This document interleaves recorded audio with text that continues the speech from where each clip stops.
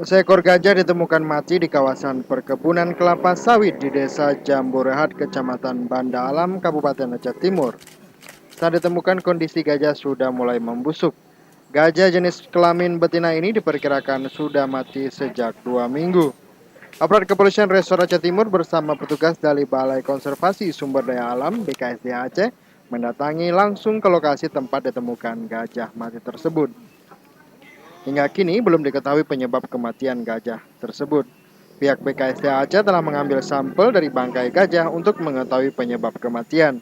Sebelumnya pada tahun 2014, 3 bangkai gajah juga ditemukan mati mengenaskan di hutan Aceh Timur.